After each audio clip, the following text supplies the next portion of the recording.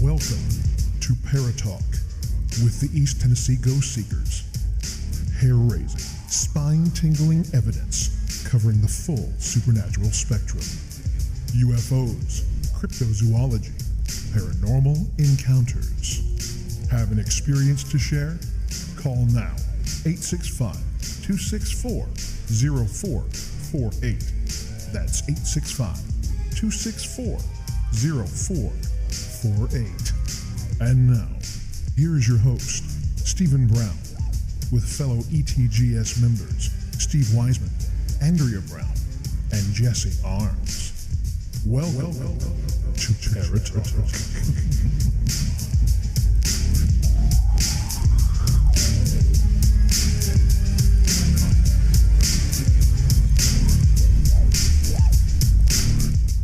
Hello and welcome to Paratalk. I'm Stephen, and we're a little short today, Andrea.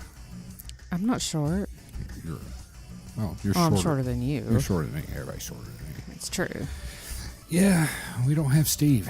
No. We don't have Jesse. No. But we have a big surprise. We do. Yes, we do. Super excited. Yes. So today, for the first time on Paratalk, we're going to have new ETGS members and new Paratalk members. Yeah. Mike Howard and LZ Adams. Ooh. And they're going to bring it in from the desert. Mm-hmm. And all that good stuff. I meant to hit that button. Yeah. I was like, wait, what? Yeah, I fat fingered it. It's all Yeah. right. Those were pretty big buttons there. I have pretty big hands. But yeah, so we have Mike and LZ joining us here in just a few minutes, and we've got all kinds of cool stuff going on. Yeah, we do. We do. I mean, we're already into September. It is It's September not- 9th. Yeah, so we're into September. Yes. And from this point on, it is going to be like nonstop. Balls to the wall. Yeah. Yeah. I mean, I don't have balls, so Boobs to the wall. I guess Okay. something like that. Sweet. Is that a term? It is now. Okay. But Yeah, it's going to be insanely busy. yeah, we've got Mike and LZ. We've got another podcast coming up with Mr. Doug Cox. Yep. And then we've got another podcast coming up with Mr. Josh Bender. Man, I'm telling Yeah. you. So much excitement. So much excitement. And just to give you guys some info, Doug, of course, owns the Screamville Haunted Attraction in Coreyton, Tennessee. We set up there every year. We have a blast. It's awesome. Yes. And Josh Bender, he is the creator of the Deadlight. That's which is awesome, dude. Yeah, it is like the best light in the paranormal field.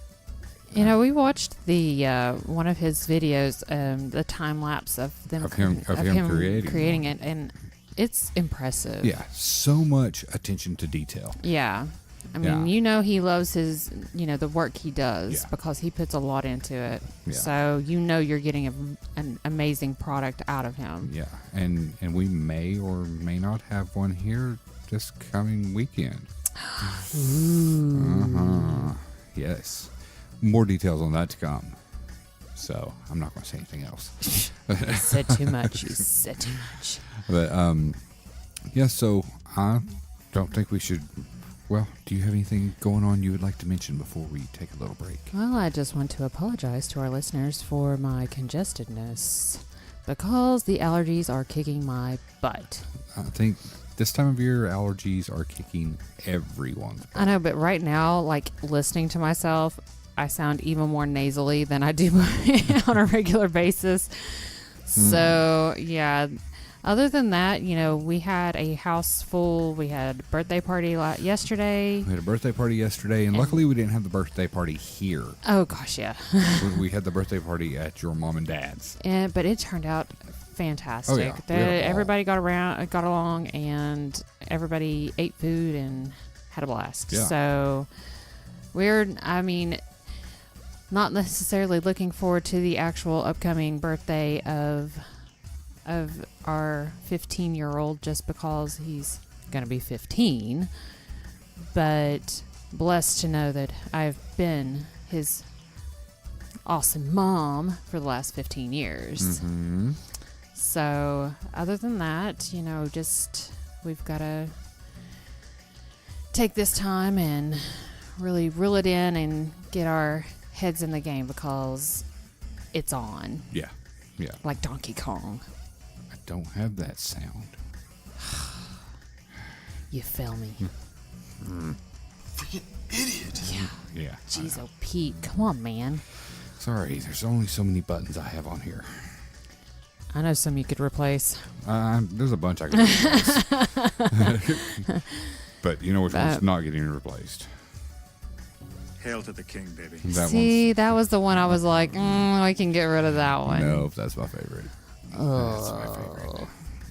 But yeah, so let's take a quick break. All right. And we'll come back and we'll be talking with Mike and Elsie. Yay. Everybody, stay tuned.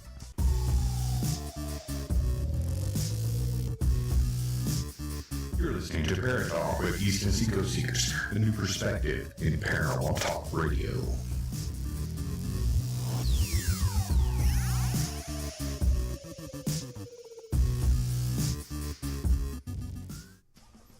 Okay, we are back. We're back. Are you stoked? Super stoked. Super stoked. Well, I hope everybody else is stoked because that little intro that we have at the very beginning of the podcast, Yes. that guy's about to be on the podcast all the time. Woohoo! Starting right now. Everybody welcome Mr. Mike Howard and Elsie Adams. What's up, guys? Thank you. Thank you very much. Guys, you have no freaking idea how excited I was when I got that text that fateful Wednesday morning. Man, he's got it down to the time. I was in class that day. I had a class that day for work, so I know the date. But yeah, I get the text from Mike saying, "Hey, me and Elsie were talking, and we were wondering if there was any chance we could possibly join ETGS." And I get this because our class got canceled, so I'm driving back to K25, and I'm like, "Oh shit! Oh shit! Oh shit!" Yeah. So I'm like, Don't you know you're not supposed to read and text? I mean, drive and read, text. I was at a stop at a red light. Safe. Yeah, I was at a red light. Yeah. That's a long-ass red light, man. For real. It was a long ass red light. I mean, they do have long red lights there. Yes, they do. But so I told Mike, I was like, "Yeah, I'm totally down with it. Let me talk to Steve this weekend when he comes up, and I'll get back at you." And he immediately texts me. No, no, I got back to work. Got in the break room, and I text you, and then I text Steve, and Steve's like, "Hell's yeah." And so then I text Mike right back. And I was like, "I know it's not the weekend, but..." I just couldn't wait. I was so excited. Yeah. So, guys, we are so honored that you guys wanted to become part of East Tennessee Ghost Seekers. You know, we've investigated with you a few times, and you guys are awesome. You know, one thing that really stood out to me when I knew that they wanted to join, I was like, I really looked back at our adventures at Old South Pittsburgh, and I was like, you two had such an, I mean, your interest and your passion and your ability to go into dark hallways, and the fact that you were vulnerable enough to show the the fear. Yeah. That you were vulnerable. And I was like, I really think they would be a great fit. Oh yeah.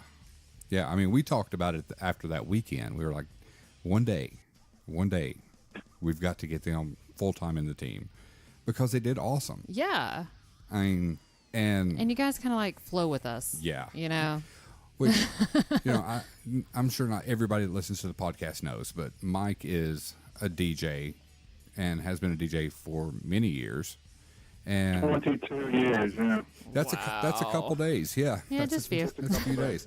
Yeah. So, but how we came to meet was Terry, one of Mike's producers, reached out to me through Facebook a few years back around Halloween, wanting to know if we cared to come onto the show and just talk the paranormal. We're like, heck yeah. So we go in, and from the time we walked in there, Mike treated us like he knew us forever. You know, and he was awesome. He made that radio interview so comfortable. And so we wound up investigating the radio station, and we experienced some crazy shit that night. Yep. And then we came back, we did our reveal from the stuff from the radio station on the air. Then we come back to promote the Old South Pittsburgh investigation. Yeah. And had Mike and Elsie. Elsie was a side treat that we got from that. Because a blessing in disguise, you were, Elsie. Normally, I wait until you get to know me a little while before I spring Elsie on you. But so Mike, we invited Mike down. We went down the night before. We investigated. Me, you, and Steve investigated the night before. Then our two guests that we had invited, and then Mike was coming down, and Mike shoots me a text that morning. And he's like, hey, ran into a buddy of mine who's totally interested in this stuff. Do you guys care if he tags along? I was like, of course, come on. He gets down there. And then we find out that Elsie is a descendant of Chief John Ross, who was the Indian chief over the area that was Ross's Landing that now is Chattanooga. Right. Yeah. And we got some crazy shit that night. Yeah. It was very intense there. Well, that's the really weird thing about it all too. I mean, to be completely honest with you, when Terry first got a hold of you guys, I said, look, normally every year we would have a ghost hunting group on with us on the show, and we talk about, because it's something that's always interested me and something I've always been just infatuated by, really. And I talked to Terry and said, hey, we need somebody coming on. It's Halloween. Let's see if we can come on. Let's see if we can have them do an investigation of the station, because there was always weird stuff happening at the station. And so out of the blue, he said, hey, I got these guys, ETSG. And then when you guys came on, I instantly thought, right then at that moment, I wanted to see if I can join these guys. I thought that from the beginning. And then when you guys were doing Old South Pittsburgh, and after you all talked about it so much, I knew I had to go. And the strange thing was, I've known Elsie for close to 20 years now. And Elsie and I used to coach football together. We used to coach Little League football together here in Sevier County, where we both live. And our kids kind of grew up together, and our wives are friends. And we hadn't seen each other for a while that night before I was leaving. We happened to be at a football game together. And I just, out of the complete blue, I said, hey, guess what I'm doing tomorrow? And I said, I'm going to go do this ghost hunt. I never knew Elsie had any inclination toward any of that stuff. He goes, oh, my God, I've always wanted to do that. That's amazing. Can I go? So I said, yeah, it shouldn't be no problem. So he just literally, it was all kismet. And then driving down there is when I first found out that he had any relation to Chief John Ross and Chattanooga and that area at all. So it was like something just out of the blue, something bigger than both of us said, hey, he's got to come along. He's got to be there for this. And as we saw that night, there was a reason why he was there. So, yeah, there was some really weird things that kind of led to all that. So, yeah, I know for myself, for Elsie as well, we've been just chomping at the bit for as long as we've known, try to figure out, okay, do we just ask them if we can join? Do we just say, hey, we wait till they ask us? Is it like some kind of, secret fraternity? Do they come up and hand us like a peanut or something? That's the signal that we've been accepted. What happens? And I said, screw it. I'm gonna call Steve one morning. I'm gonna text him and say, hey, how do we go about joining? Is there some sort of ritual that we got to go through? Do we have to fill out paperwork? What do we have to do? I had no clue that you guys were even wanting us, but now it's happened. And there is more excited. There is a test you have to do, but it involves sheep, a jar of peanut butter. We call it hazing. And M&Ms. But, we'll get into that later. Now, wait a minute. I am from West Virginia. Well, he's already done that before. He's fine. He knows all the steps. I'll take the M&Ms. That's it. Peanut or plain, because, I'm not partial. Yeah. It doesn't matter. It's whatever you want to choose. Just think Oh, comfort. yeah, good. Just think comfort before you do it. You ain't right. But so in talking with Mike when we went to the radio station and met him, we got some background on things that Mike had experienced. And one thing Mike had experienced, I knew before I knew Mike, and it was through my buddy Neelan. Neelan had filmed this little short film that Mike acted in at an old jail. And Neelan caught an apparition in a window upstairs. Yep. And he showed that to me at work one day, and I'm like, wow, that's pretty freaking cool. And then Neelan, he wound up following us down to Fayetteville to film at an old hospital. But yeah, so other than that, Small world, I'm telling you. It totally is. But other than that, Mike, give everybody, some background on you, what got you originally interested in the paranormal, and then we'll move on to Mr. Elsie and find out his background. Sure. Well, like you said, I've been in radio for some time, about 22 years, and I've been an actor for close to 40 years now. So I've spent a lot of my time in the entertainment field of some sort, and the paranormal has always been something that to say it interests me is a great understatement. I've been obsessed with it at times in my life, and whether it's past lives, whether it's spirits, whether it's EVPs, whether it's UFOs, whatever, cryptozoology. It's always been something that has absolutely fascinated me, and something that I have had a hard time getting away from, just because I read as much as I can, I watch as much as I can, I try to get as much information on it as I can, and it really kind of harkens back to when I was a little kid. I can remember back when I was 7 or 8 years old, and it's still crystal clear to me to this day. There was a time for about a year and a half where I would be sound asleep in my room. I'd wake up from a dead sleep, and it sounded as if there were 100+ people all talking at full volume in my room. I mean, just talking, just at me, talking. And to the point where I could almost see faces and things in my walls. And it used to scare the living hell out of me. Yeah, I can see that. It frightened me no end. And it happened several times over the course of about a year and a half, 2 years almost. And my mom still remembers, she would come in, she'd hear me screaming in my bedroom, shut up, shut up, shut up, shut up. And then she'd walk in and she'd yell at me, what's going on? And finally I kind of snap out of it and look at her, and I would say, all right, Mom, and I'd lay back down and go right back to sleep. She thought I was dreaming, but it happened several times when I was about 7 or 8 years old. And I never really knew. I never knew what was that going on, what was happening there, but it as quickly as it started, it ended just out of the blue. Come to find out that my grandmother on my father's side, my paternal grandmother, she, at the house that she was one of 10 children, big family. They lived in the Midwest, in Wyoming and South Dakota and the Black Hills. And she would tell me stories about when she was a young girl. They lived in a house that they pretty much knew was haunted, or there was something going on there. It was across the street from an old cemetery. They used to see full-body apparitions that would appear and walk into doors. They used to have a rocking chair that would rock on its own. When my great-grandmother passed, she lived in Spearfish, South Dakota. They were a couple hundred miles away in another part of South Dakota, Rapid City.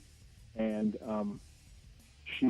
my great-grandmother actually visited my grandmother and my uncle. My uncle was 7 or 8 at the time.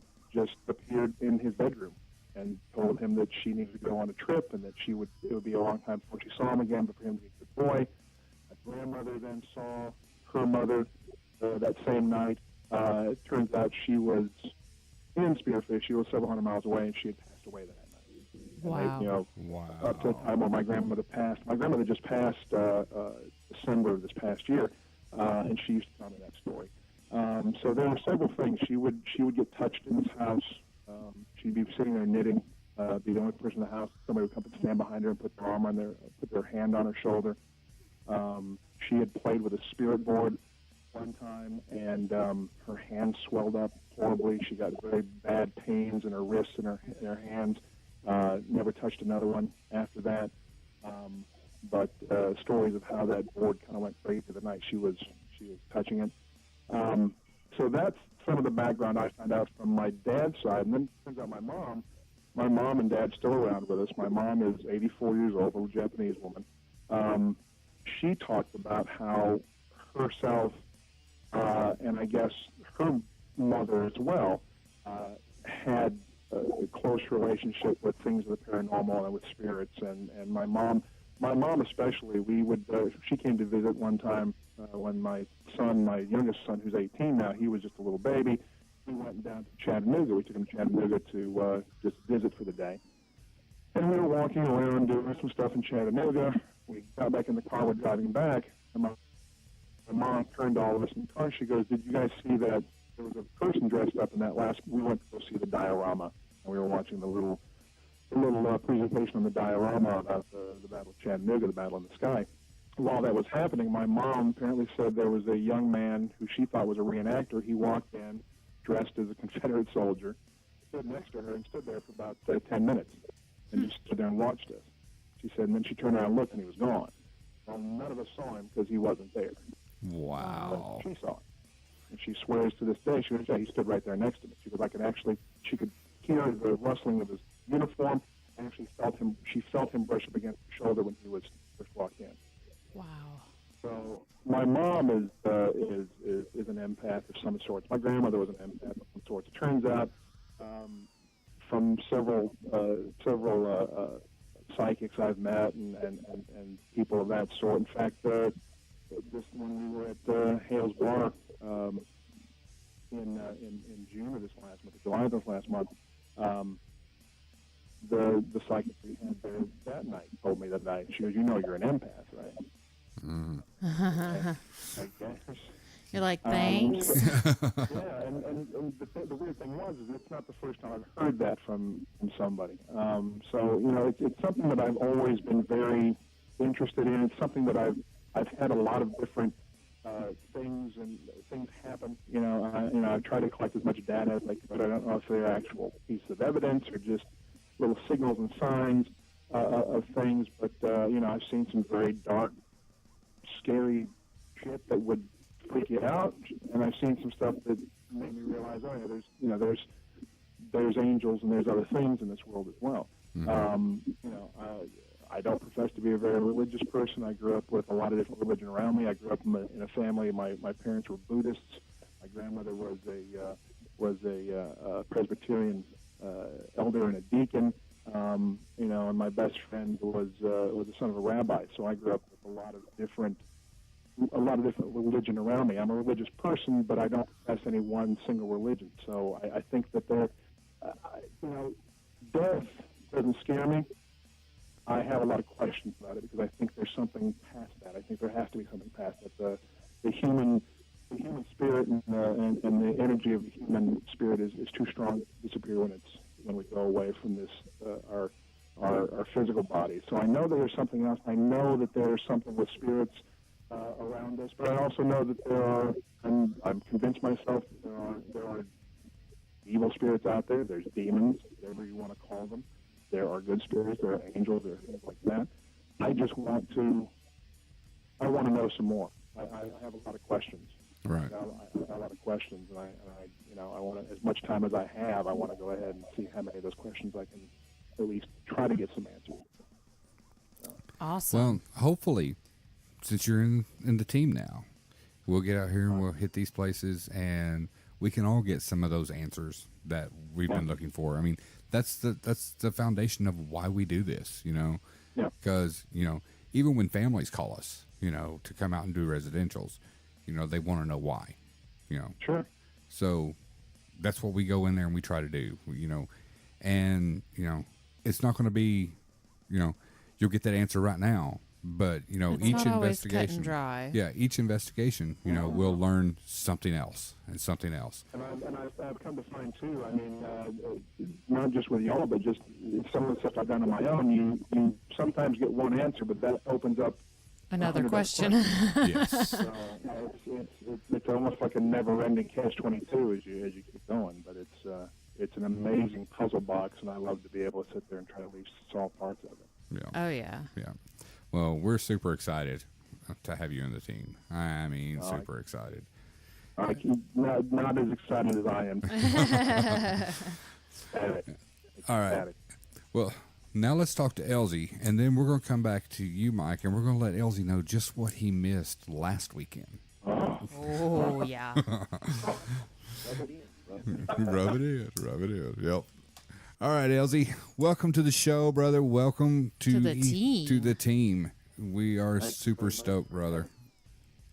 Yes, when I got the text from you and said congratulations on the team, me and Mike, I think I was exactly at Westgate doing a rebuild on where the fire's burning, and I actually think I cut it a little jig. I was so excited. But, thank you very much for having us in here. Brother, I mean, we, just like Mike, when we met you, we, halfway through that night, we knew, there was something there that we could There's tell. something special about y'all. There you go. That's it. I mean, we walked down that hall in South Pitt, me, you, Steve, and Mike. We walked out of the room just to sit and talk, and wound up going for a walk. And we all four saw that little boy walk out of that room. Yeah. And nobody tucked tail and ran. Probably because we were too scared shitless to tuck tail and run. But Well, just frozen. There's a full-body apparition standing amongst the four of us, and we all stood there. I mean, I don't think anybody even breathed at that, Yeah. that point. yeah, No sound.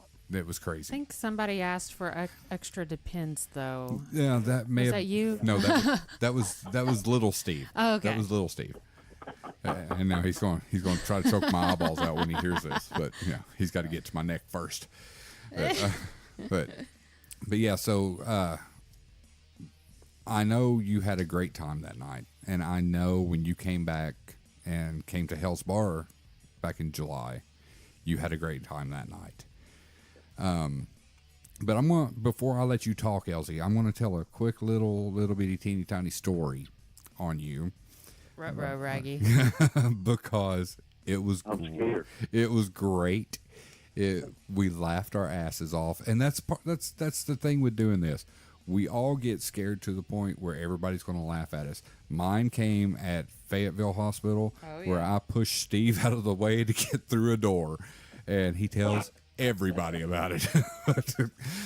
But that night, after we saw the apparition, we went on down toward the emergency room doors, and we get down there. We get to the end of the hall. We're sitting. We're talking.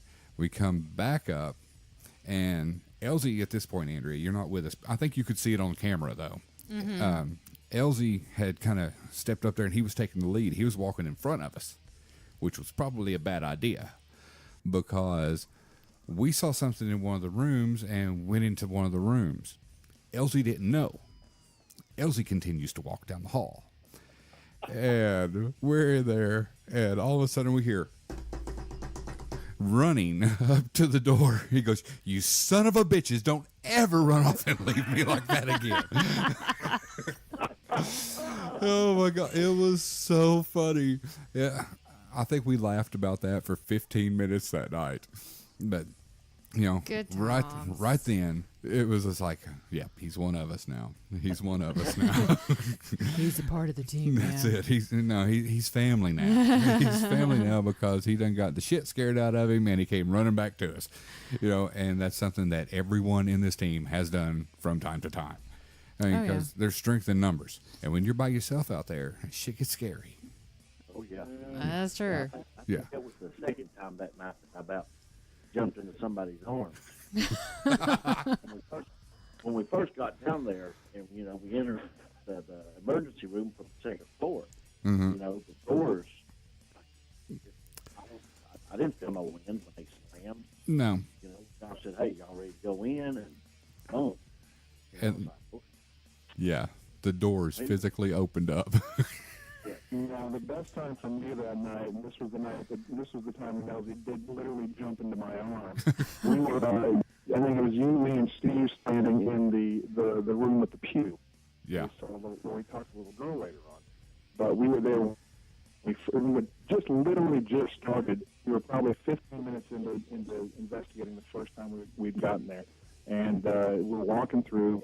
3 of us were in the room with the pew, and I think Elsie and the 2 other guests and Andrew were over they were across the hall in the stairwell. Yeah. And I think Andrea and the young man and his girlfriend, they were starting to walk up that, kind of halfway up that stair going up, and Elsie started to, for some reason, walk down the stair toward the bottom floor.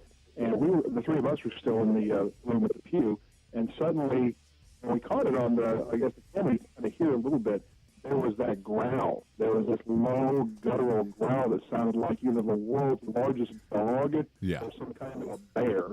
Yeah. And it came from downstairs, and all you heard was this. And Elsie literally from the middle of that staircase somehow found through the air, launched himself from the middle of that staircase across the hall without touching a single tile, and landed on my back and said, "What the hell was that?"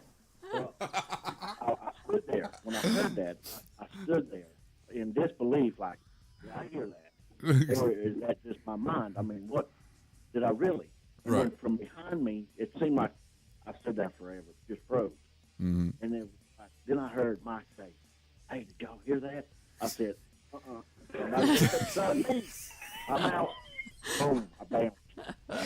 Little round man comes flying through the air and lands on my back. It's amazing. Like being hit with a bowling ball. Oh my god. Oh, man. That night was so great. That was. And see. Then I also took that picture when we first got there. We went back to the safe room, and we talked for a minute. Then we said, "Okay, let's get started." We were 10 minutes into the building, yeah. And me and Mike walked out into the hallway waiting on you all to come out. And it's like something wanted me to take a picture with my phone down the hallway. So I pulled my phone out, took that picture, and I showed it to Mike a little bit later, and he said, "Hey, that looks like a child standing back at the water fountain." And we just looked and everything, and I sent a picture of it to another buddy of mine, and he sent back, "What is that in the corner?" So me and Mike took it, blew it up and everything, and then that's when we come to you all, and y'all call it a doppelganger. Yeah. I still have that picture. Yeah, I still have that picture. So I'm just going to interject here because I have a favorite moment from that night. Actually, 2, but Uh-oh. I know, right? Because I don't put my opinion out there too much. Okay, so the first one. Wait, what? Hush your mouth. So. Wait. Oh, you're trying to find a sound effect. Yes. Yes. So yeah, the wrong. first one is when I believe it was me, the 2 guests, and which was Tyler and Kayla and Steve. We went into the ICU, and the 3 of you all were walking out in the hallway next to the nurse's station, and then Steve buzzes, but man, hits the buzzard and scares the absolute crap out of you all. And you walk through the door, and you're like, That was Mike. He goes, "You son of a bitch." But see, okay, my absolute favorite part was at the end of the night, we're all exhausted, or should I say at the end of the morning, we're all exhausted, and, in this place there are rooms where everybody can sleep because they have actual beds. Well, we were set up, me, Steve, and Stephen were set up in the quote-unquote safe room, and there were 2 beds in there, a king size and a queen. Well, earlier that night, we had walked down the hall and seen footsteps in the room that Tyler and Kayla were going to stay in. So they were like, no. We saw Shadows. Yeah, shadow feet. Yeah, 'cause you can't really see footsteps. Well, that's what I meant. Shadow feet. And then later, I think it was Mike had went out and sat in the hallway, and something happened, and Mike had went out. He's like, I'm gonna go stand out here and see if I can hear anything. Right. So we're watching him on the DVR camera, and he's like standing, then he sits, and then it was like almost immediately he was like, nope, gets up and comes back in. So we're like, okay, well, it's time to lay down. So well, wait, let me interject real quick, because while Mike was out there in the hall, we're sitting there, we're going, I wonder how long he'll stay there. Wonder how long. Elsie goes, I give him 30 seconds. and it was about that long. We're like, here he comes. Something about 2 feet down the hall said, go. Okay, I'm going. you're like, all right, See ya. I'm gone. So you have all of us in this safe room because, there are safe rooms in haunted places. And Of course there are. yeah. So we're like, well, nobody wants to go in another room. So we have in the king size laying sideways, you've got Stephen Against the wall. Me, Kayla, Tyler, and then Steve at the end, all on the king size, and then Mike and Elsie on the queen. I was like, it is a good thing that we don't have like a live stream going on this, because this would look so weird. But that is like my absolute favorite part of this night, because I don't know how we all fit on that bed.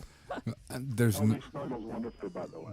yeah. I well, see, and you guys had that the perfect spooning bed. I was against the wall. He had to spoon the wall. I was spooning that cold ass wall. So face planting on the cold wall. I remember- Me and Kayla were comfortable, but I remember- think Tyler got a little uncomfortable with Steve spooning him. yeah, Tyler may have got a little uncomfortable with that reverse spooning there. But The only thing that I kept thinking that night was, wow, I'm next to the door. If this door opens up, I'm going out the window. yeah, and we were I'm not going down first. and we were 2 floors up. That wouldn't have been good. Oh my gosh, Bam. that was such a great night. I can see it now. LZ be tying sheets together real quick. You're like, nope, I'm out. Oh, But yeah, so we had a great time then. And then you came down to Hell's Bar and joined us in July. So give me your thoughts on Hell's Bar, LZ, and just what you thought about that place. and then talk about your what got you into it. Yeah. Okay. Well, me and Mike come down the Hills Bar. Enjoyed the ride down. Rolling up to it, it was just something about it. I'll get it, early in my life. I'll get into that, but pulling up to it, it would feel scary, but I was excited. And it's hard to explain. Just the feeling that you got in there. You'd be in a room and you'd be sweating, Yeah. and then all of a sudden you'd be in the same room, but step 2 or 3 feet, and all of a sudden it's like it's cold. Yeah. Mm-hmm. Wow, how the temperature's fluctuating so fast, and the noises that 1 minute would be quiet, and all of a sudden you hear like steps or somebody wanting to hang off a piece of metal or something. Mm-hmm. And I walked over one time because I kept hearing tinging, thinking, hey, maybe that's just water coming in or something, and went over there and there wasn't no water. But I did. There was a feeling that I got. I've not talked to anybody about it, and I really, because I tried to explain, figure it out for myself. The lady you had, the The psychic medium. Buffy? Yeah, yeah, Buffy. media. Okay. I don't know what it was, but I've never met the lady in my life. I don't know her from Adam and Eve or anything else. But it's like when we were walking around in there, and I would come up to her or get close to her and everything, I would get this mad feeling. Mm-hmm. Anguish, mad feeling. And I got nothing against her or would be like anger Right. towards her. And then I'd be like, I'd walk off and go somewhere and everything, and I'd be fine. But then she would get close to me again, and it would just like somebody just made you mad, But once I got outside of there and we went over to the room where everybody was set up and taking breaks and stuff like that, I did not have that feeling. So it was really an experience down there. Now, before you get into your what got you interested in all this, let me just say that your feeling on the anger was exactly. I did the same exact thing that night because me and Stephen get along great. I don't get mad at him. And that night I was so angry at him, and I hardly even saw the man that night. We were so busy. But I got so mad at him, and everybody could tell, and they were like, God, man, something's going on. But then once I came outside for breaks, I was fine. So I completely can relate to the whole anger, the feeling in there. Yeah, I mean, that place has a different feeling. It has a different feeling every time you go down there.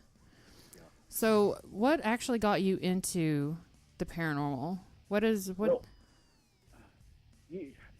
I guess it started like years ago. When I was 3 years old, my grandfather passed away, and we were really close.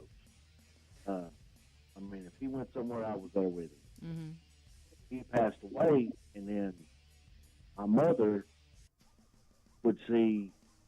I got an older brother. He's almost 2 years older than I am, but we'd kick the quilt off, and then something would wake her up, and she would raise up, and she could literally see someone standing over top of us, putting a blanket back on top of us. Oh, wow. And my brother would cover his head up, and now this is my mother telling me. Mm-hmm. He would cover his head up, but I would sit, lay there and just smile. Wow. And for quite a few years, I would sing. There was a time I was staying with my aunt and uncle, and I was being an unruly child, something that just didn't happen in my family. You didn't want the consequences. Right. Mm-hmm. But, and I didn't want to go into their house, so I was mad, and it was dark. They shut the door, and as soon as that door shut, I'm looking through the window of the door, and something catches my eye over to the left of me, and my grandfather's standing there off the side of the porch, looking at me. Huh. And I froze. I guess I don't know. It startled me or something, and I picked up a piece of kindling and threw it that way, and it didn't hit him. But it's like it just disappeared. Wow. But on through life and everything else, we've lived in some what I'll call pretty places. I've heard breathing next to me and woke me up. Me and my older brother, we was living in West Virginia. We'd moved back to West Virginia at this time, and my brother and some cousins of ours found a graveyard up on the hill where we lived. And my brother seen a gravestone or a stone up there that looked like a knife or a dagger, and he brought it home. Well, of course, my dad threatened to give him a good one. Yeah. And told him, in the morning, since it's dark, to make sure when he got up to get it back up there. Well, that night, we slept in bunk bed, and I woke up in the middle of the night, and there was something standing. I could see the waist down, standing next to my bed. And I thought, maybe it's mom, dad, I didn't know. But I didn't say nothing, didn't want to get in trouble for not being asleep. Well, I'm laying there, and I close my eyes, the next thing I know, my brother's jumping in the bed with me, got his head covered over, and not crying, but just whining, and asked me if I'd seen that. And I said, yeah, I was Dad, and he said, I wasn't Dad. Said that man pulled his face off. What? Yes. He said he turned over and looked, and it was a man staring at him, and said the man reached up like he was going to touch his own forehead, and just when he brought his hand down in front of his face, it was just a skull. Look. That's got to be terrifying to a kid. Well, that same house, me and my brother, we would sleep together a lot of times, like kids do, and we would hear babies crying. We would see shadows walk in front of because the only heat was in that house at that time was a fireplace. And we would see shadows go, and you had to come to our bedroom to go to our mother's and father's bedroom. And we knew they were in the bed. And just throughout life, it's always been something. It's like where my mother and father live now in Kodak. They actually live in one of my old places. And when I left there, they moved in. I told them, I said, I've seen stuff, heard stuff, things like that. And there's an old, the graves date back to the 1700s. Wow. And there's a captain or a colonel or something like that that's buried there. And there's family names of Johnson there and things like that. But my oldest son, he was real young. We had actually bought him a stuffed bear that he took everywhere. That youngin would talk to it, answer it, the whole 9 yards. I've heard of imaginary friends and stuff like that before. And this bear, it caught me odd because if he left it somewhere or forgot it somewhere, he would actually cry like he had just lost his best friend. And we would look. And one particular time, I worked the third shift, and I come in, they was fixing to go to school, and next wife going to work. We looked for this bear because he just did not find it. He just had it. Well, they go on. I told them I would find it and everything. And, okay, I lived in a double wide trailer. So there wasn't a lot of hidden places. Well, I tell them goodbye. I shut the door. I go to walk into my bedroom. And there's this bear is laying in the center of the doorway to get into my bedroom. Wow. Now, we've done walked through there 100 times. Me, her, him, looking for this bear. Wow. I told my mother about it, and there was one day she called me. I was up there, I was off work that day, and she said, you got a second? I said, yeah. She said, walk down here. So I go down to my mother's house, and she said, listen to this. And at that time, Oprah was on TV, and she had, I can't remember the lady's name, but she was a psychic, everything, blonde-headed woman, and she was on Oprah quite a bit. Well, she was talking about imaginary friends. How sometimes it is imaginary, sometimes it's spirits of children that will go into dolls and stuff like that. And so I sat there and I listened to it and everything. I'm like, okay, cool, whatever. Well, I had a couple friends come in, and they were staying with me, and we got to talking, and I got the urge, and I said, hey, I've heard that you can take pencil lead and a piece of paper and do old graves and stuff like that and get stuff off of them.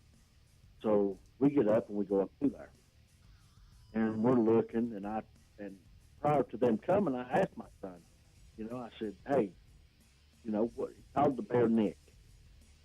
I said, what is Nick? Does Nick have a last name? He said, yeah, his last name is Johnson.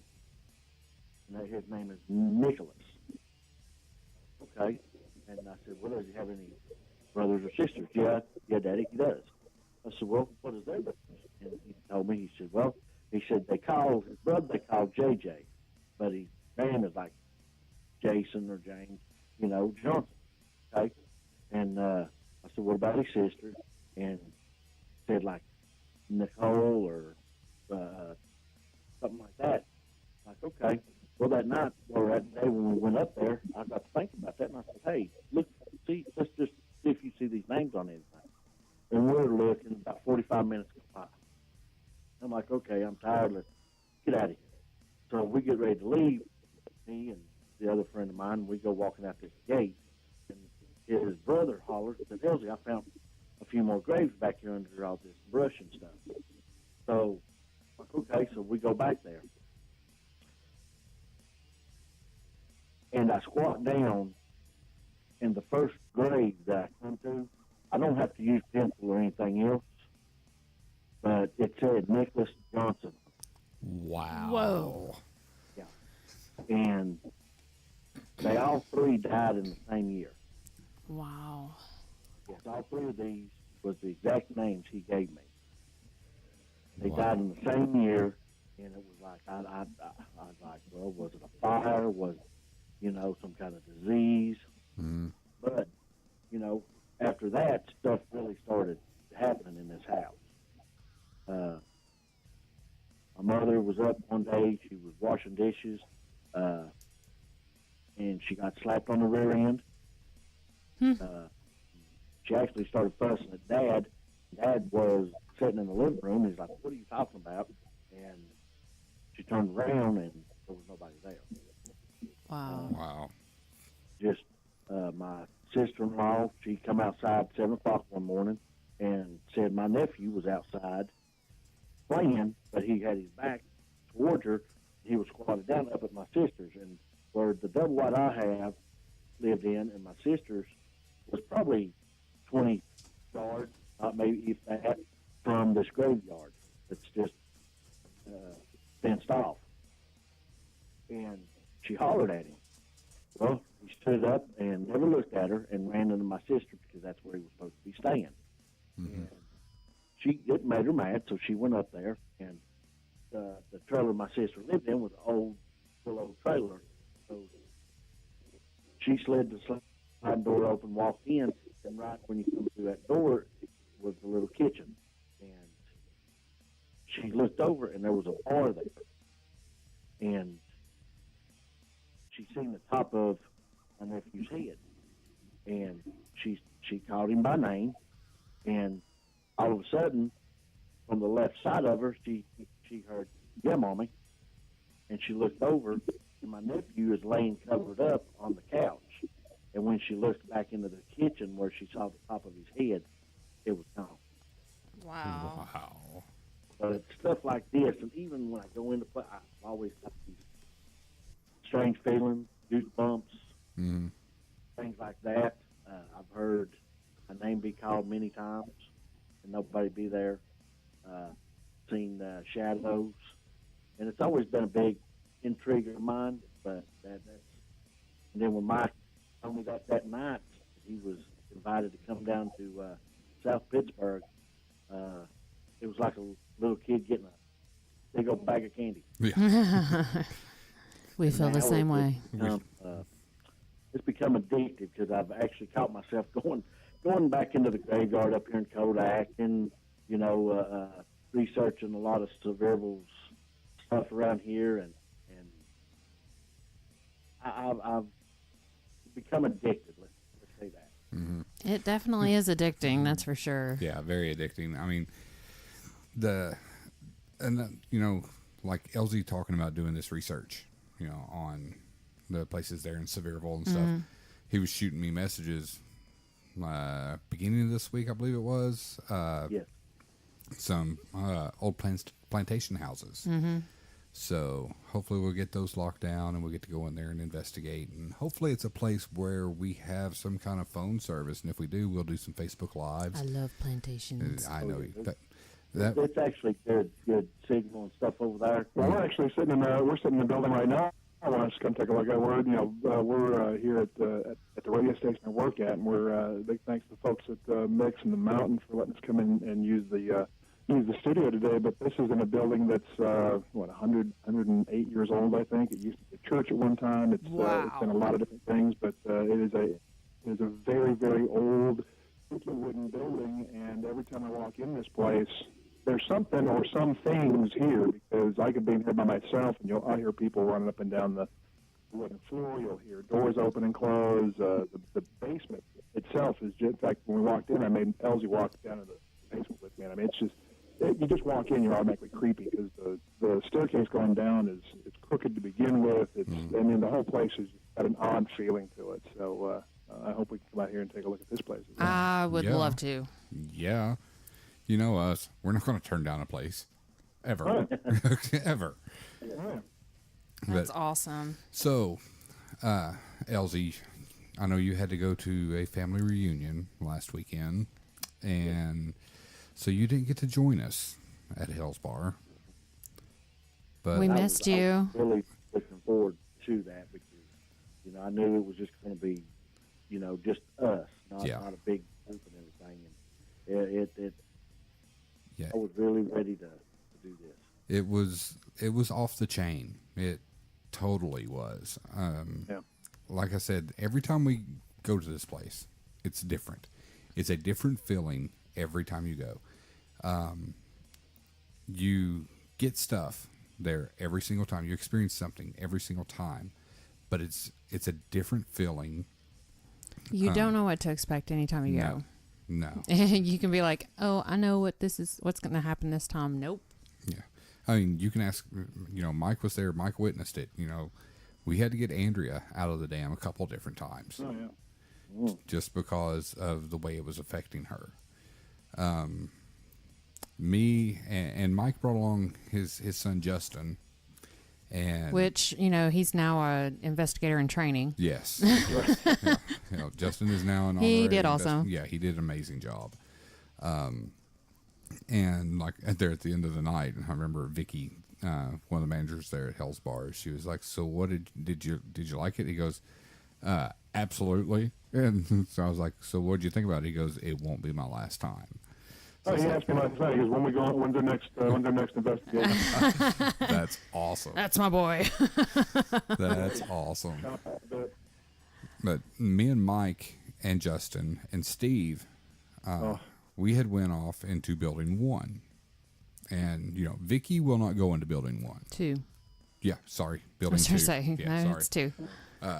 Went into building 2. And Vicky will not go over there at all.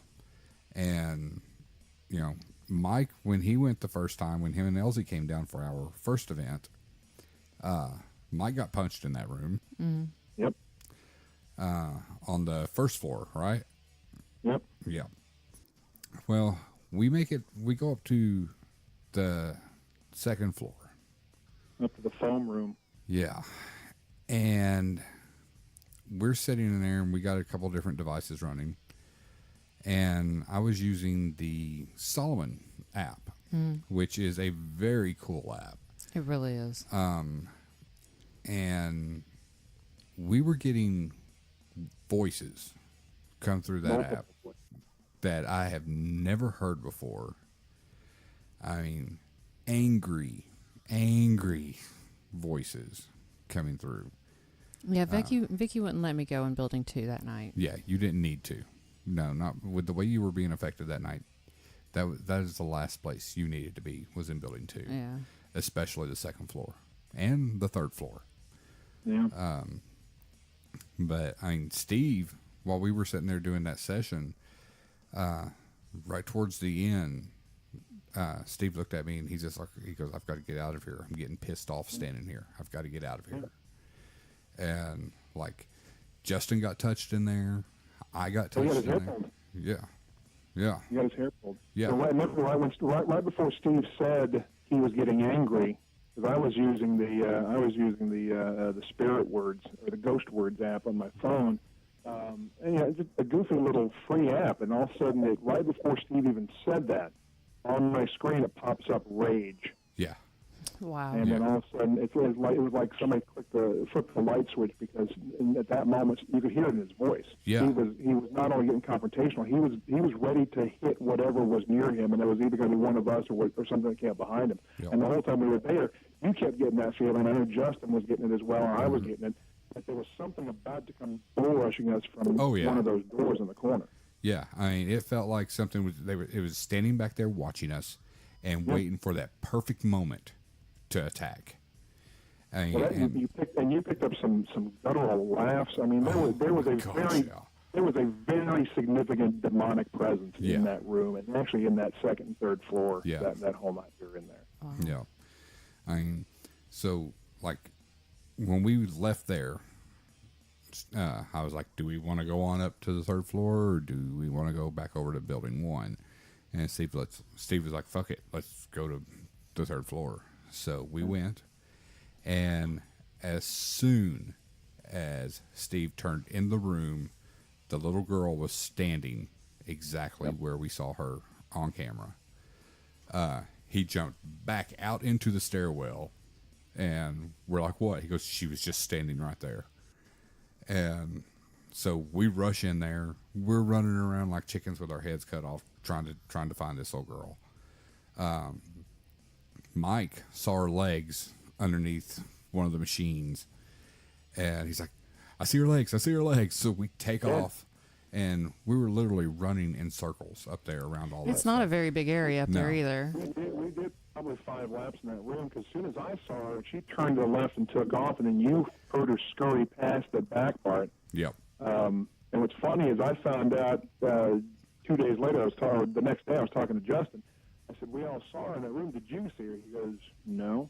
I said, oh, that's too bad. He goes, no. He goes, at that moment when, he goes, after Stephen saw the fingers coming through the louver, and you saw the little girl around the corner then, he goes, I decided right then I really didn't want to see her. Yeah. Yeah. I mean, okay, Elsie, when we go back, we're going to take you up there, and there's this one section there in that room where there's these louvers in this little corridor, and we're walking through there, and I like backed up. I backed up on you, didn't I, Mike? Was it? Yeah, I was right behind you. Yeah, I backed up on Mike, and he's like, what? I was like, I just saw fingers come through those louvers. And he's like, everybody's like, no freaking way. I was like, the fingers were right there, like reaching out, and like we're shining lights, we're looking around, and that was probably one of the most unnerving feelings I've ever had. It was just these creepy ass fingers. I mean, it was just like somebody was standing back there and stuck their hand right through the louvers and was wiggling their fingers around. That's crazy. Yeah. It was, yeah. That floor where me and Mike, I know Andrea and I forget who else was there, leading the group through, and they went down from the third floor down, on down ahead of us, and me and Mike was the last ones to come down. This is right before Mike got punched. Mm. And I'm standing in the hallway between, there's two or three sets of bathrooms on the right, and then I think the room over to the left is where a young lady was killed, if I'm not mistaken. And Mike was still up on the third floor, and I'm standing there and I'm hearing walking back here in that big room. And I'm getting this feeling, like, I don't know, like a chill and everything else. And Mike come down and I said, hey, listen to this to me. And we were standing there, and we both was hearing this. And at one time, if I'm not mistaken, we seen a shadow come from that room where the young lady was killed at. And Mike looked at me and said, we probably need to go on. So we're coming down the steps, and I heard something like get hit. And that's when I heard Mike say, he made this grunt. I said, what's the matter? And he said, I believe something just punched me. And I'm like, are you okay? And he said, yeah, it just knocked the wind out of me a little. And he kept talking about it when we got back to that room, and that's when I told him, I said, turn around and let's look. And lifted the shirt. And yeah, there's definitely some stuff in there. Oh, yeah. I think there's stuff in there that we have not experienced yet. Well, last weekend, Steve, like Mike saw it, Justin saw it, Andrea saw it, Vicky and Jeff saw it, and Dale, all of us, everybody that was there that night saw it. Steve, right across the small of his back, Yeah. I mean, it was almost like a razor-like scratch all the way across the small of his back. Then while we were in the same room, it was in building 1 up on the 2nd floor, right down the hall from Linda's room. We're standing there and I'm filming, I've got the camera and I'm filming, and I see Steve like jump forward, and I was like, what was that? I just caught it on camera. What was it? And he's like, it felt like something just took his finger and just like poked me right in the back of the neck. And I haven't had a chance to sit down and go through all. I've got about 2.5, 3 hours of audio stuff to go through. I've gone through about just 15 to 20 minutes of it, and I've already picked up about 5 or 6 anomalies. I know I sent you 4 of them. Yeah. One of them was crystal clear, and it's in Linda's room. It was when Steve and Justin and I were in Linda's room. We experienced a 15-degree change in temperature. It went from being fairly just kind of humid and stuffy in the room to incredibly hot, and then it dropped back 15 degrees and cooled back off again, all in the course of about maybe 20 minutes. Yeah. But at one point, one of the anomalies there was standing. And of course, it was difficult because we had that band going on outside over in the park next to us. But there was one that's pretty clear, and I still got to look through a few more times, but it almost sounds like we captured a disembodied voice of a woman screaming, right as we talked about, hey, this is Linda's room. What are you doing here? What's your name? And all of a sudden you hear this woman far away scream. Yeah. And Steve and I just keep on talking. Well, and for a good portion of that night, me and Steve, especially in Linda's room, we felt like we had little bugs crawling all over our arms. The whole cobweb effect. Yeah. And obviously there was, we checked multiple times to make sure that we had not touched anything, but it was crawling, like you could feel that going from like the bottom, from your fingers up your arm and then back down and on your shoulders. It was just insane. And there were no bite marks. No, we had absolutely nothing. It was just the feeling. And actually Jeff had, when we first got into building 1, Jeff went up to unlock the 2nd floor door, and he was up there for a while, and I was like, is he having some trouble? So I was shining my light up there, and he was hesitating, and it was like, well, that's kind of weird, but whatever. So he opened the door and then came back down, and he goes, I've never not wanted to open that door so much as I did just then. Wow. And we were like, that's crazy. So we're like, all right, let's go on up. So sounds like of course, a welcome call. why not? So we go up there, and as soon as me and Steve walk into that doorway, the electricity feeling consumed us. The hairs on our arms stood up on end, and we were like, oh my gosh. We just walked into this, doorway. And from that point on, it was nonstop. Yeah. Yeah. It's funny because Justin and I had the exact same thing walking into Linda's room for the first time that night. He was staying off to my right. I was staying off to his left. As we walked in, all the hair on the right side of my body stood up, and all the hair on the left side of his body stood up. And we actually both stuck our arms at the same time. Goosebumps, hair standing up. He goes, look on my leg. It was amazing because it instantaneous looked like something right in between the middle of us as we walked in there. And then when we were in the back hall there in Linda's room, where we caught that disembodied voice, and we caught some other things, and we had some weird stuff going on. That's where we had the temperature fluctuation at one point, and I'd forgotten about it until I heard it on the audio. Justin felt something dripping on him. Really? Wow. So we're looking, and both Steve and I look over. He's dry as a bone. There's nothing dripping anywhere, but it dripped on him like 4 or 5 times. So it felt like somebody literally poured water on him from up above. Wow. Well, that place is definitely No joke, interesting. Elsie. You should have been there. No, don't want to make you feel bad or anything, but Yeah. no, we can't wait to get you there again, because it's going to be different. What we're saying right now will probably not happen, but we will have something completely different yet equally disturbing happen. Yeah, because this was number 11 for me and Steve. That we've been there since April? March. Yeah. Since March. the 11th time since March that we've been there, and we've experienced something different. You'd think every we love the time. place or something. I know, right? It was the second time for me, and it was a completely different experience. Because remember the first time I was there, for some reason, Linda decided she was going to attach herself to me all night. And I think it was Linda. She showed herself to me right as we pulled up. Literally, we had just pulled up. I pulled out my camera, took a picture of the window, and she's right there in the window. Yep. And then, of course, I walked up there. I saw her. Found little things I was supposed to carry with me all night. I kept hearing her in my head all night saying that I had to help her in some way. Didn't even get a scent of her this time. But this time, for some reason, the little girl, and I kept getting the name Emily up on my stuff. And even in the next day, the name Emily kept popping up on some of my equipment as I was going through stuff. So that place it's like Jekyll and Hyde. You walk in there 1 minute, it's one thing. You walk in there the next minute, it's completely different. Yeah. The cool thing is, not only will Elsie get a chance to take another look at it, but everyone else going to get a chance to take another look at it as well, or take their first look coming up on the 28th. Yeah. 29th. Yeah. Which I guess we need to go ahead and promote there real quick again. September 29th from 7 till 2 a.m.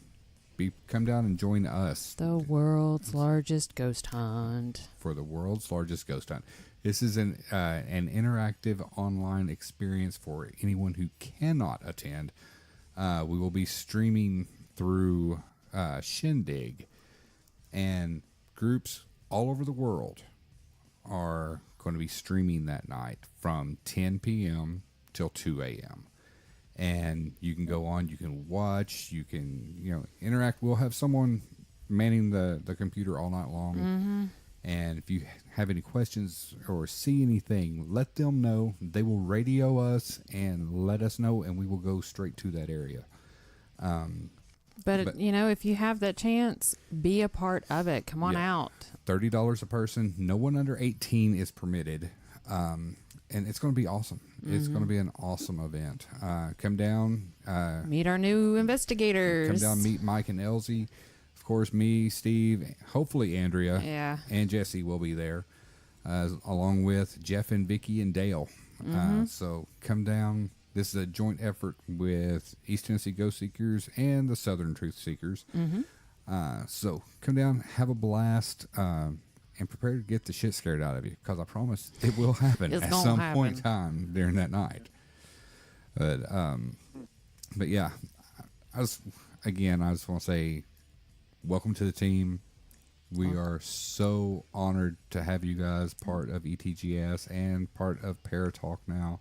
And part of the family. They've always been part of the family. That's true. Always been part of the family. The honor is entirely ours. Thank you. But, usually when we end this podcast, we get off the line with everybody. But we don't have to now, because, they're on the podcast every time now, or as much as they possibly can with their schedule, just like Jesse and Steve. But me and Andrea are always here. We're always here. Always here. But so yeah, come down and join us for the world's largest ghost hunt on September 29th.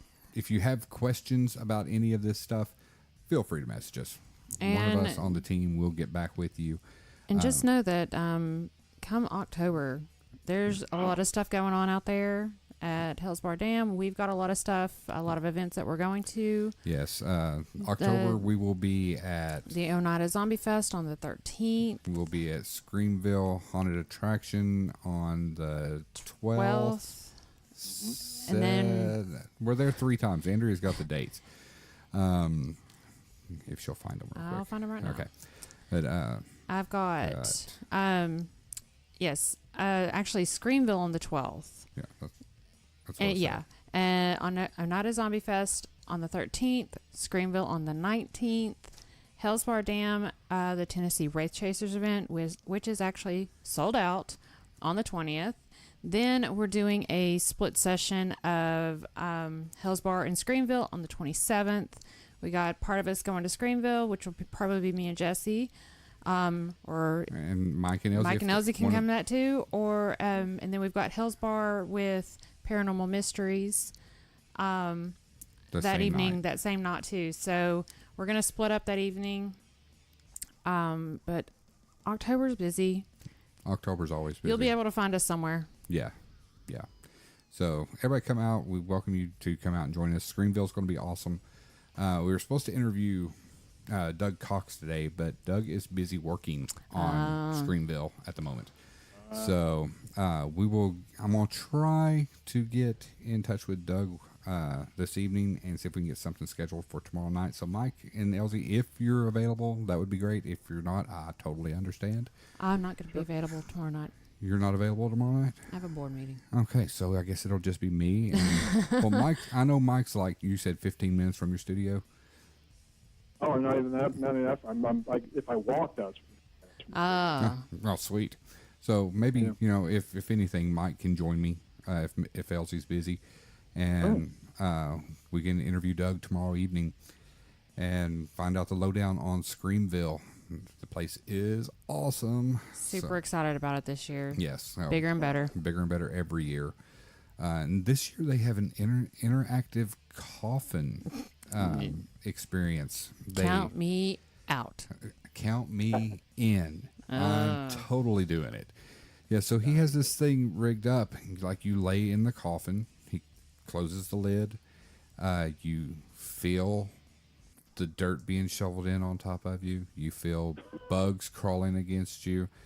You hear the sounds. And I think there's probably a little bit of death smell that he's putting in there. That just turns my stomach. I'm not even claustrophobic.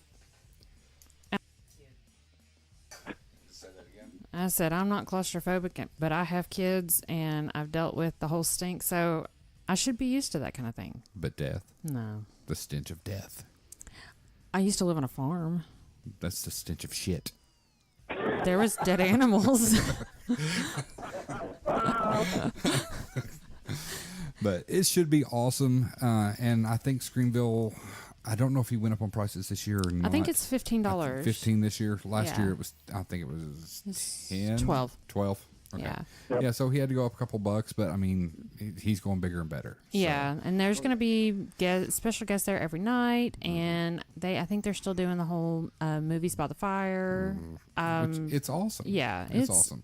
An amazing place. And then everybody, don't forget to come out on the 13th to the Oneida Zombie Fest in Oneida, Tennessee, in their big, huge park. Over 100 vendors. Yeah. 30 food trucks. I'm so excited about that. It's going to be awesome. I'm going to use my paycheck for food. Oh dear God. Well, I'm going to use my paycheck for all the comics. They're going to have comic vendors there. They're going to have creepy vendors there. They're going to do face painting. They're going to do total effects makeup. They do have a they've got the zombie walk and a zombie run, but they also have like the bikes, motorcycles. Oh yeah, they're having a motorcycle club there. I can't remember the name. I'll have to look and post it later. Yeah, but this thing's gonna be huge, and we want everybody huge. there. It's gonna be huge. And that one. I love Screamville, by the way. It's such an awesome attraction out there in Corton. It's all kinds of fun. Oh yeah. All kinds of fun. Yeah, and Doug and his actors, they do such an amazing job. Seriously, you would think that they did this every day. Yeah. Because they're that good. Yeah. Well, I'm just going to say the creepiest thing last year was Doug's daughter.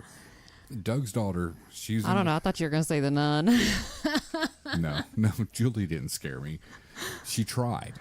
She tried a lot. She got me once. She got you once. Yeah. She got Xander a couple times. Yeah.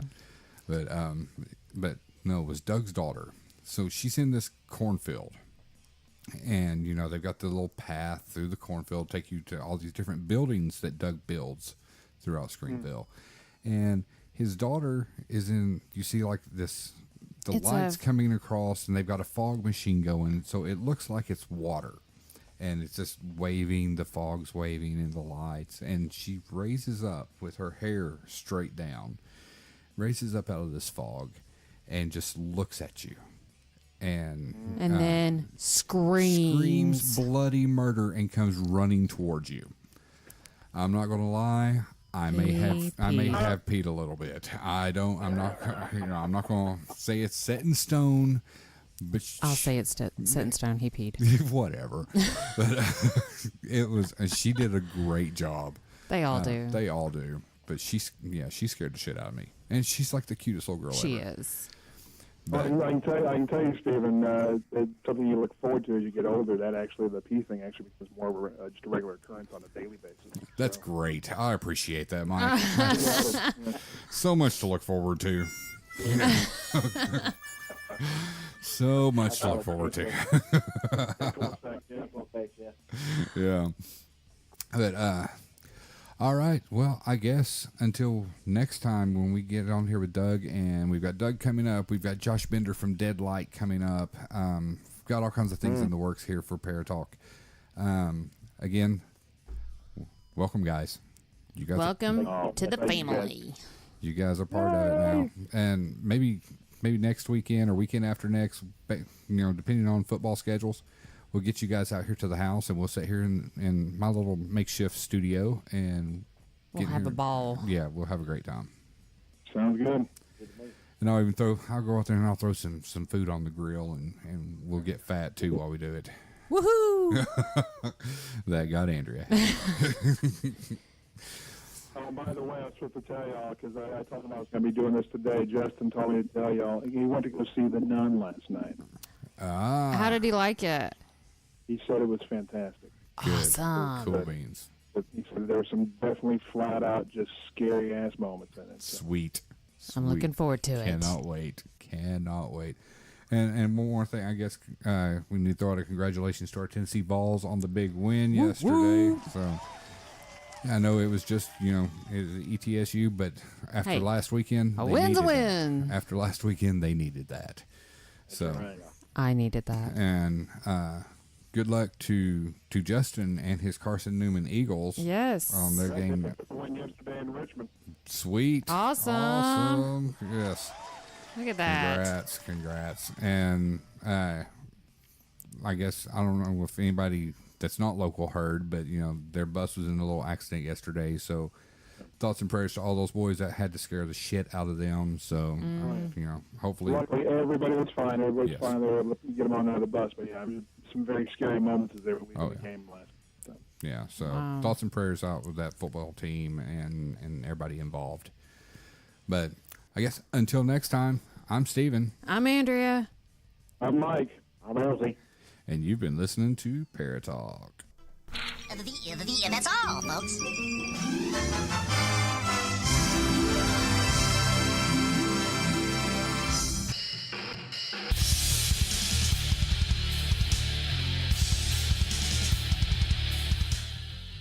Hey, this is Steve with Paratalk. Do you have a story to share? Call us at 865-264-0448 to explain your paranormal experience. Do you have a chilling story you'd like to share? Or just give us a topic you'd enjoy us to discuss? We understand some of you would like to keep anonymous, so the choice is yours if you want to share your name. So call 865-264-0448 now to have your story heard on the next episode of Paratalk.